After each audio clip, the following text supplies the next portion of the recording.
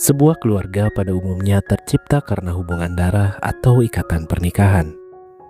Namun dalam kisah ini, hubungan tersebut dibangun dari dasar yang sangat kompleks dan tidak terbayangkan sebelumnya. 但是因为我的爸爸叫莫三妹。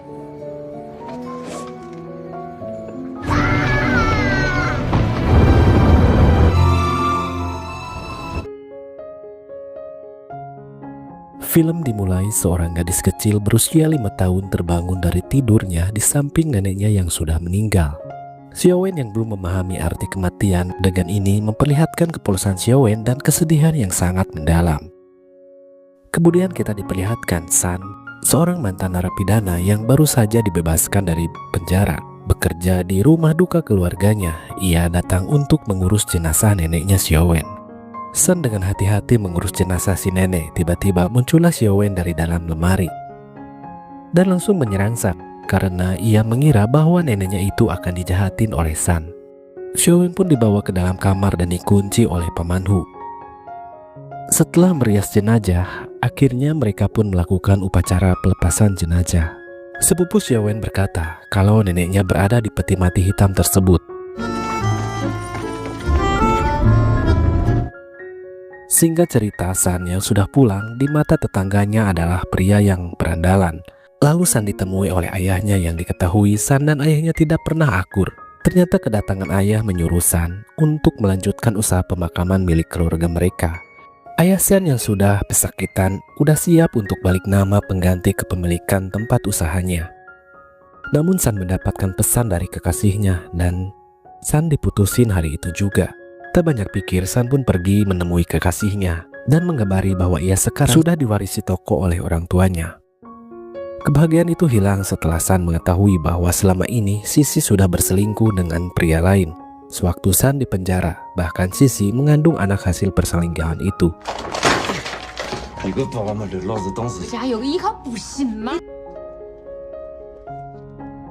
San pun pulang dengan hati yang terluka. Namun sesampainya di rumah, San dihampiri oleh Xiaowen yang masih menanyakan keberadaan neneknya dan mengacau di sana. Xiaowen ternyata adalah anak yatim piatu, hanya neneknya dan Paman Hu keluarga yang ia punya. Saat menjelang malam, San berdebat dengan kedua temannya, Jiaren dan Yinbai. San berkata bahwa bisnis kematian ini tidak menjanjikan di masa depan. Namun kedua temannya tidak setuju karena dulu hidup mereka lebih susah dari sekarang. Karena usaha inilah satu-satunya jalan untuk membiayai kehidupan mereka.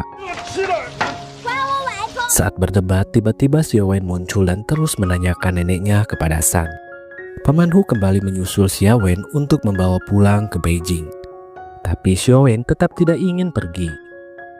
Karena takut ketinggalan jadwal penerbangan, akhirnya Paman Hu menitipkan Xiaowen sementara kepada mereka. San keberatan, namun saat Paman Hu mengeluarkan sejumlah uang, Jianren pun langsung mengiyakan tanpa persetujuan San. Lalu Xiaowen pun diurus oleh mereka. Sam yang awalnya tak peduli dengan Xiaowen, akhirnya sedikit ada rasa peduli setelah mendengar bahwa Xiaowen adalah anak yatim piatu. 没爸妈，我无愧简浩。 Lalu mereka pun tertidur dan San pun terbangun karena Xiaowen ngompol. Hal itu membuat San kesal dan menaruh selimut ke mesin cuci. Pagi pun datang, San ingin mengurus balik nama ruko ayahnya. Ia pun lupa dengan sertifikatnya. Ternyata tersengaja tercuci dengan selimut sewaktu semalam. Karena sertifikat rusak, ia pun belum bisa balik nama. Ayahnya yang tersengaja mendengar bahwa San ingin menutup bisnisnya, kemudian marah kepada San. Saat di rumah sakit, Xiaowen kembali menanyakan sang nenek. Orang-orang seperti mereka akan menawarkan jasa pengurusan jenazah dan pemakaman ketika ada orang yang baru meninggal. Namun ketika itu Jiaren ditolak oleh keluarga pasien. Namun San mempunyai ide dan membawa Xiaowen lalu menawarkan jasanya. 这一步说话方莫非后事？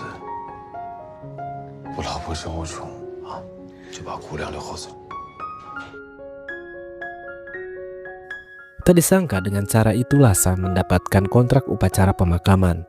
Namun San menyuruhnya untuk tetap berada di mobil. Saat Xiaowen sedang asik menunggu, tiba-tiba ia melihat peti mati yang sama dengan peti yang membawa neneknya kemarin. Melihat hal itu, Xiaowen pun mengejar rombongan pembawa peti tersebut. Hingga Xiaowen pun mengacau di tempat luka orang lain.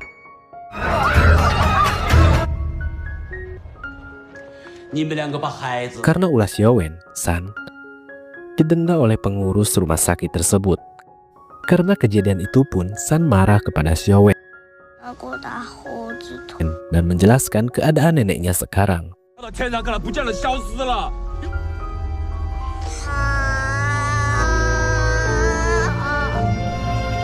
Mendengar hal itu, barulah Xiaowen mengerti bahwa neneknya sudah meninggal. Lalu Xiaowen pun dihibur oleh mereka. Neneknya sekarang dibakar dan menjadi asap, lalu terbang ke langit dan menjadi bintang.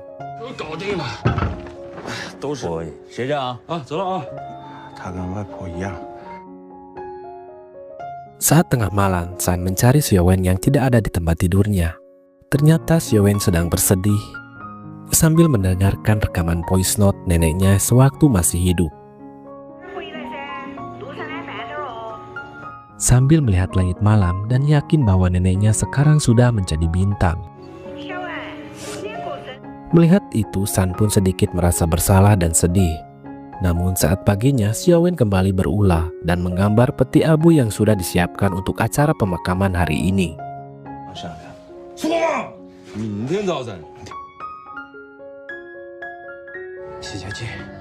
San khawatir akan mengecewakan kedua orang tua dari anak tersebut dan bingung mencari alasan. Bukannya marah, kedua orang tua anak yang meninggal itu malah memberikan bonus. Sebagai orang tua, mereka terlalu fokus pada pekerjaan sehingga lupa memberikan perhatian pada anak mereka.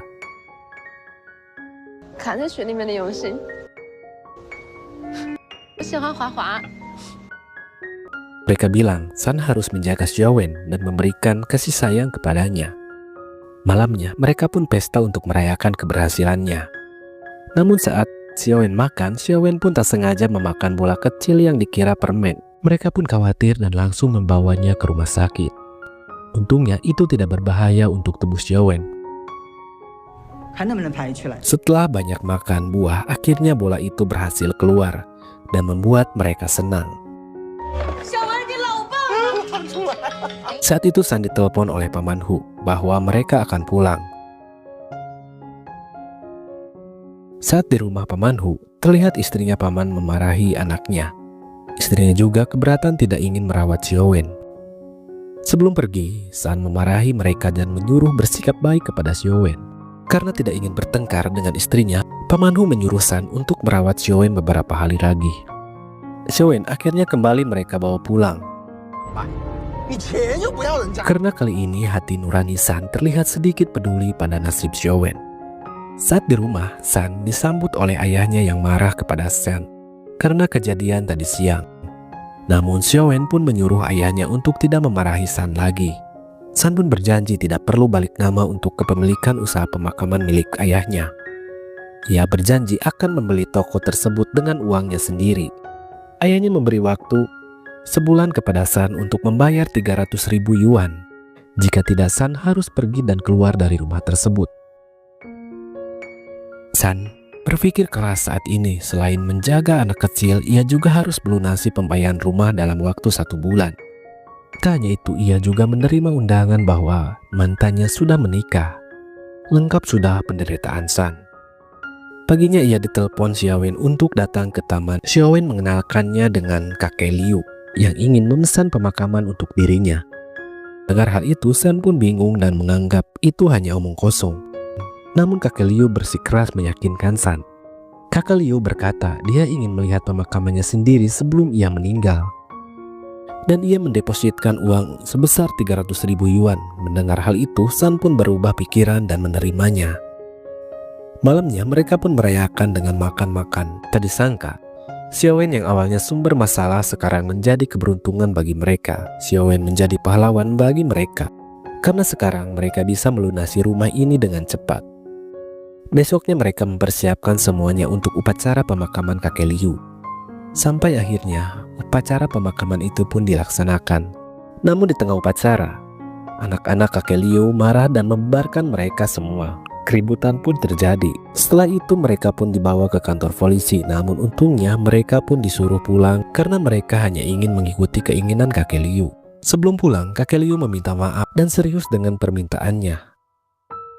Kakek Liu berkata 2 tahun yang lalu mereka mendapatkan uang ganti rugi karena rumahnya akan direlokasi.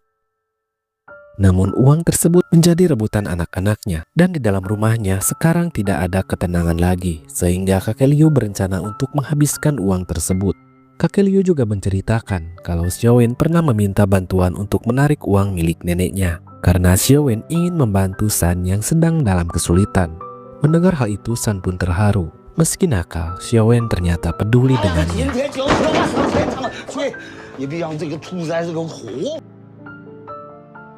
Ayah San marah dan malu terhadap mereka karena pemakaman untuk orang yang masih hidup adalah hal yang belum pernah ia lakukan. Ayahnya menyuruh San untuk meninggalkan tokonya di akhir bulan nanti. San pun jadi marah karena setiap hal yang dilakukan selalu saja salah di mata ayahnya. Setelah itu, San pun memperbaiki tongkat milik Xiaowen yang patah sewaktu kejadian tadi siang. Xiaowen pun sedih karena ia merasa bahwa dirinya adalah pembawa masalah dalam kehidupan San. Namun San berkata bahwa ini adalah kesalahan dirinya.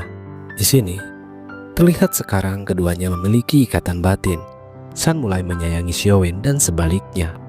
Xiaowen memberitahu bahwa jam tangan miliknya rusak karena kejadian tadi siang dan menyuruh San untuk memperbaikinya. Sebagai pengganti sementara, San menggambar jam tangan di tangannya Xiaowen dengan spidol.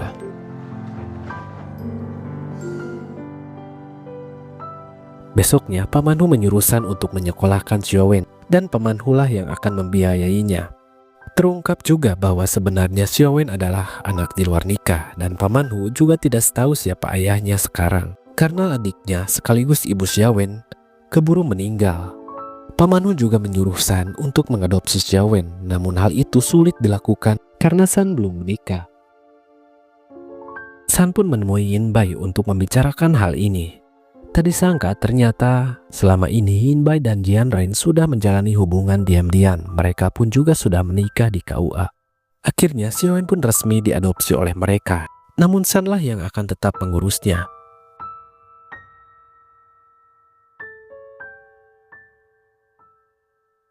Akhirnya Xiaowen pun sekolah. Di sini San pun tak ragu untuk mengurus Xiaowen. Meskipun tidak ada ikatan darah. Namun San menganggap Xiaowen sebagai anaknya sendiri. Ia juga memberikan jam tangan baru kepada Xiaowen. Namun Xiaowen hanya ingin jam tangannya yang ada voice note neneknya dan menyuruh San untuk memperbaikinya. Pada suatu hari, San ditemui oleh Sisi mantannya. Ternyata suami Sisi meninggal kecelakaan karena mabuk sambil mengemudi dan menabrak truk. Karena hal itu, Sisi terpaksa menjual tokonya untuk mengganti kerugian yang disebabkan oleh suaminya. Sisi sudah tidak punya uang lagi untuk melakukan upacara pemakaman.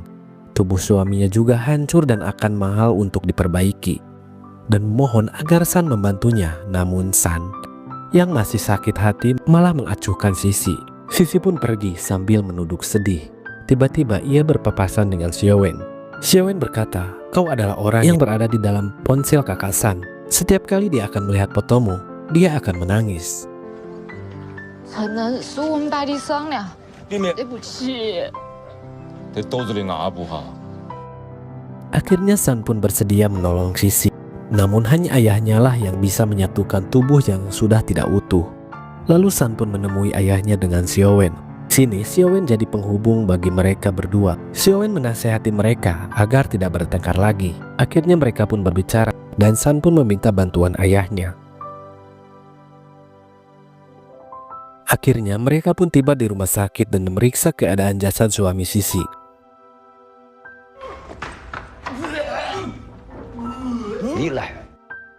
Ayahnya menyuruh San untuk melakukannya. San pun mulai memperbaiki satu persatu bagian tubuh yang sudah tidak utuh dengan bimbingan ayahnya. San benar-benar melakukan pekerjaan ini dengan serius dan membuat ayahnya bangga karena akhirnya San sekarang mulai peduli akan sesuatu.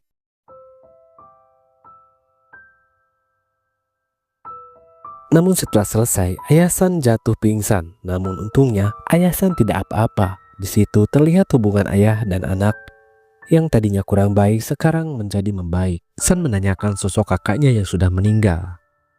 Ayah bercerita, dulu ada anak yang tenggelam di sungai.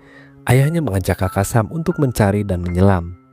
Kakak San berhasil membawa mayat itu ke permukaan, namun kakak San harus meninggal karena harus menyelam terlalu dalam. Sang ayah mengatakan, orang yang mencari makan dengan pekerjaan mengurus mayat harus memiliki hati yang bersih.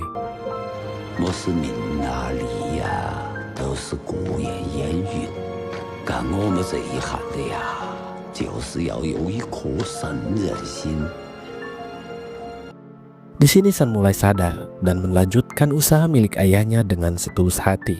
Bukan semata-mata karena uang, tetapi melayani dan menghormati kepada orang yang sudah meninggal. Hari demi hari usaha San ini semakin berkembang. Tokonya sekarang pun terlihat semakin bersih dan tertata dengan rapi. San juga terlihat menjaga Xiaowen dengan setulus hati. Dia juga masih berpikir untuk memperbaiki jam tangan Xiaowen yang sudah rusak, demi untuk menyenangkan hati Xiaowen. Hingga akhirnya ia pun menemukan ahli dan bisa menyelamatkan file dalam jam tersebut sehingga suara nenek Xiaowen bisa disimpan kembali. Untuk pertama kalinya, Xiaowen pun merayakan ulang tahun dan mungkin ini juga ulang tahun pertama semenjak ia lahir. Terlihat mata Xiaowen berkaca-kaca sedih bahagia karena sekarang ia dikelilingi oleh orang-orang yang benar peduli dan menyayanginya yang belum pernah ia dapatkan sewaktu dulu. Lalu San pun memberikan sebuah boneka yang sudah dimodifikasi dengan rekaman voice note neneknya. Di sini Xiaowen pun tak bisa menahan air matanya.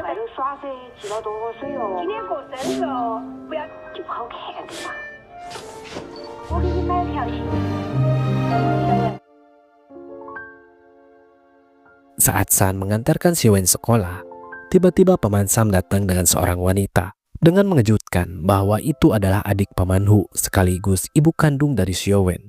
Ternyata selama ini ibu Xiaowen belum meninggal. Ibu Xiaowen berusaha meyakinkan San bahwa dia ibunya dan juga memberitahu bahwa Xiaowen mempunyai tanda lahir berbentuk berlian di kaki kirinya. San pun menghiraukan dan tidak percaya. Ternyata perkataan ibu Xiaowen tadi siang ternyata itu benar. Xiaowen memiliki tanda lahir di kakinya. San yang sudah terlanjur sayang tentu saja keberatan jika Xiaowen kembali ke pelukan ibunya. Di sisi lain, San juga tentu tidak mau memisahkan seorang ibu dan anak. Lalu Haifei ibu Xiaowen datang kembali. Di sini San meminta penjelasan kepada Haifei. Kemana saja ia selama ini? 好不容易有个家里赶上了，你现在要把他带走，你挺无比。 Haifei berkata bahwa selama ini ia tidak berniat meninggalkan Xiaowen. Haifei bercerita pacarnya kabur sewaktu tahu dia hamil. Setelah melahirkan, lalu ia pergi ke luar negeri dan ia melakukan hal yang buruk sehingga dia dipenjara. Keluarganya tidak bisa menghubunginya sehingga dia dianggap mati. Sewaktu di penjara, ia selalu memikirkan tentang Xiaowen setiap hari. Walaupun aku ibu yang buruk, dia tetap anakku. Sambil menahan air mata, San pun kembali ke dalam rumah. Haifei memohon untuk mengembalikan Xiaowen ke pelukannya. Chan yang tak tega meminta 3 hari untuk memikirkannya.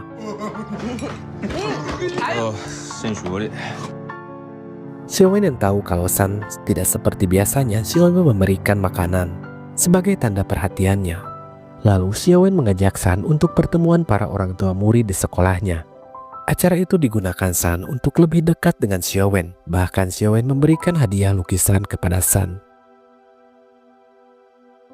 Xiaowen berkata, "Aku tahu kamu telah berbohong. Aku gak akan ketemu nenek lagi, tapi sekarang aku tak takut lagi.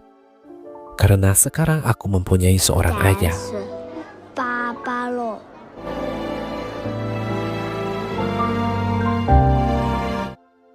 Saat malamnya, San mengurus Xiaowen untuk terakhir kalinya.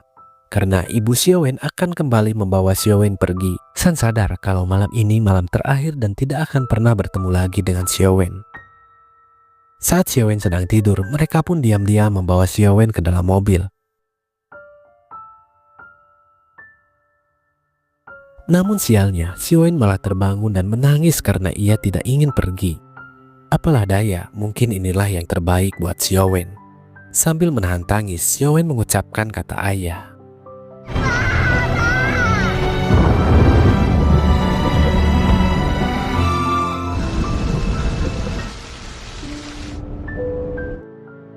Besoknya Jianren dan Yinbai marah kepada San karena mengambil keputusan secara sepihak tanpa menanyakan persetujuan mereka.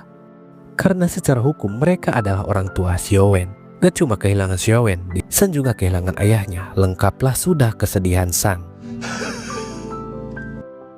San pun mengurus jenazah ayahnya yang terakhir kalinya. Ayahnya memberikan surat wasiat untuk tidak melakukan proses pemakaman yang mahal. Namun kakaknya menginginkan ayahnya untuk dikubur bersama ibunya. Namun San yang sudah diberi wasiat ayahnya mencuri abu ayahnya dan membawanya pergi. San ingin mengikuti wasiat ayahnya. San mulai mencampurkan abu ayahnya dengan bubuk mesiu. Lalu San pergi ke pantai dan menyalakan kembang api yang sudah dicampur dengan abu ayahnya.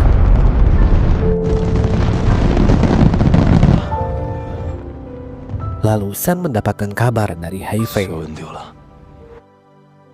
Hal itu membuat San panik dan mereka pun pergi mencari Xiaowen. Saat mereka putus asa karena Xiaowen tidak ketemu, tiba-tiba Xiaowen memanggil San sambil menangis. Lalu San berlari menuju Xiaowen dan marah kepada Xiaowen karena telah membuat ia khawatir. Ia tidak akan tersesat karena ia tahu nama ayahnya bernama San Mei. 我的爸爸叫莫三美，我家住在沿江市玉华区华阳路，至少上天堂。我不会丢，以后绝对不会再把你丢下来了。 Akhirnya Jianren dan Yinbai pun melakukan pesta pernikahan. Karena sebelumnya ia hanya menikah di KUA. Lalu datanglah Haifei membawa kado untuk Xiaoweng. Haifei sadar bahwa ia tidak bisa memaksakan Xiaowei untuk tinggal bersamanya. Lalu Haifei pun pergi. Namun tak disangka San malah menawarkan pekerjaan kepada Haifei agar dia bisa dekat dengan Xiaowen. Mendengar hal itu, Haifei pun bahagia. Dan di akhir film terlihat mereka hidup dengan bahagia.